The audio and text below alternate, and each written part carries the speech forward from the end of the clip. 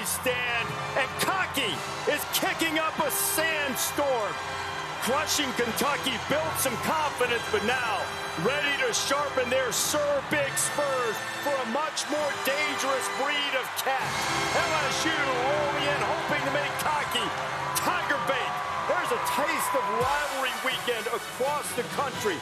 There are some powers who are at risk today. But this crowd, this place, these fans, they call them underrated. They call them surprisingly loud. They call it sneaky dangerous. But before the cock crows, they'll have to deal with the Bayou Bengals. And trespassers beware. To enter is sacrifice, because it is Saturday in South Carolina. Forever to thee.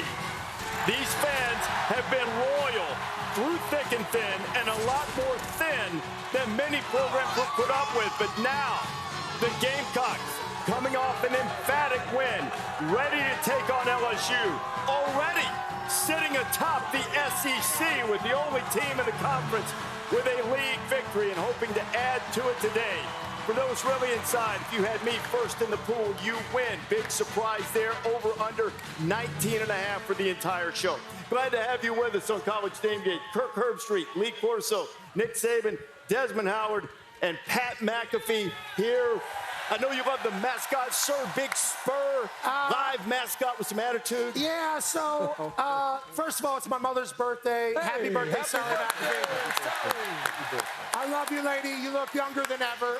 It's been a decade since College Game Day has come to beautiful Columbia, South Carolina. These people have been out here since 4 a.m., 2 a.m., 3 a.m. I've been here for about 48 hours, and I'll tell you what, the Southern hospitality is very real. And there's one notion you need to understand. We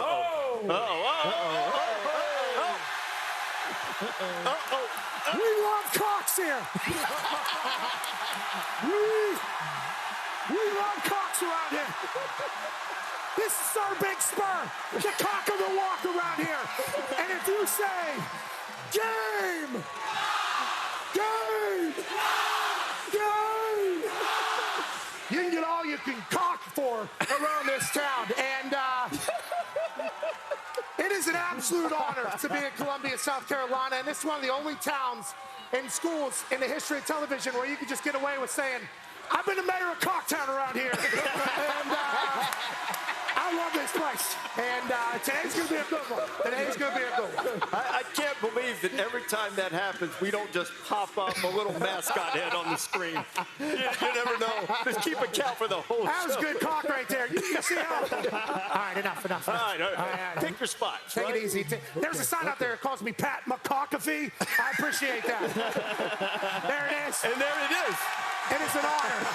It's an honor to be one of the Gamecocks for the last few days. And this town is beautiful. And they love Coach Saban here. They're pumped the College Game Days here. And it's a big one today, Reese. It is going to be a huge one. Kicks off at noon just after that on ABC. But some other big ones. Last time Alabama went to Madison Kirk, Badgers were wary of Alabama's size because their tackles both weighed over 200 pounds. It was 1928. Had a big one today. I love that. Well, Alabama's got to get their offense line in order. Hopefully they're healthy. Allow Jalen Milroe and Ryan Williams to kind of be able to get into rhythm. If I'm Luke Fickell, I got to keep a lid on my defense because of the big playability. Jam Miller and company. They've got backs. They got Milroe. They got the receivers out wide. And Wisconsin, of course, you think of Wisconsin, you think about their defense, you think about their ability to create turnovers. They've got to do that today against Bama, who's been vulnerable to turnovers early in the year. Massive in-state rivalry. Oregon versus Oregon State. Used to be called the Civil War. First played in 1894, less than an hour apart from each other.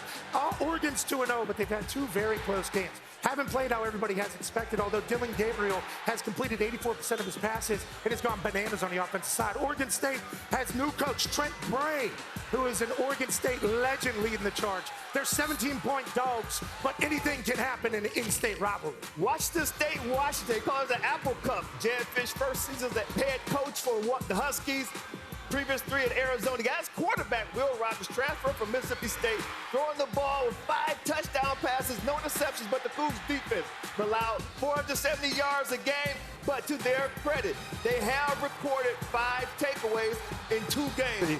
how that turns out. And this one, LSU and South Carolina. Garrett Nussmeier looking for more explosive plays. That rate down for LSU. Kyron Lacey can deliver that. And how about the birthday boy, Dylan Stewart, coming off the edge?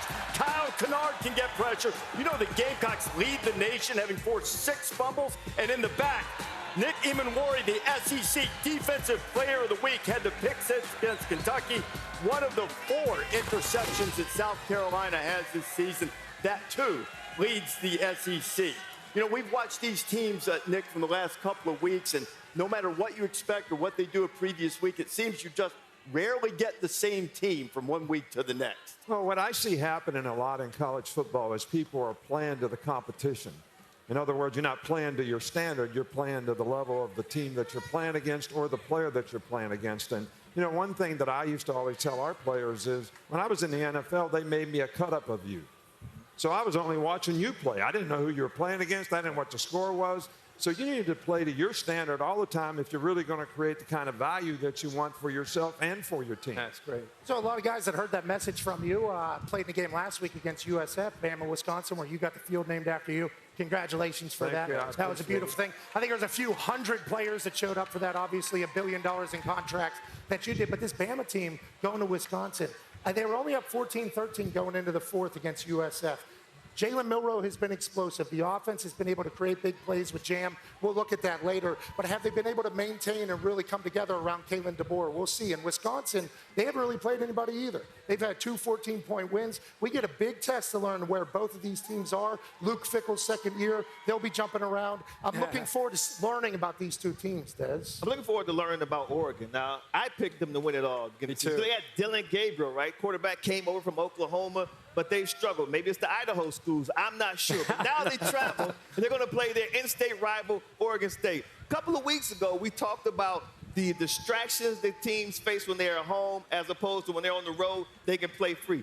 This may be the game. There's no distractions. They're on the road. They know they're hated by this fan base. Maybe they come together and put a full game together. They needed 2 special teams touchdowns a week ago to beat Boise State. Big kickoff return. Yeah, got to get them going. I want to talk about LSU. Okay. LSU is favored to win this ball game. But I'm going to show you a couple of ways that South Carolina could upset them. Okay. Number 1, they play solid defense and they force turnovers, which South Carolina does that well. Second, most important, block kicks. No one in the SEC in 3 years has blocked more kicks than SEC than South Carolina. And the last thing is to play for something they really believe. The point spread now within the game went from 8.5 Monday to 6 right now. Somebody knows something I don't know. and that's what South Carolina's going to play for, that point spread. Well, I just hope that both teams show up. We get an instant classic in the SEC. One thing I've learned about listening to guys like Nick Saban is you get to week 3 in college football, and you're Michigan. People are already panicking what's going on at quarterback. You're Notre Dame. What's going on with Riley Leonard? We got to get this offense going. Oregon, that Des pointed out.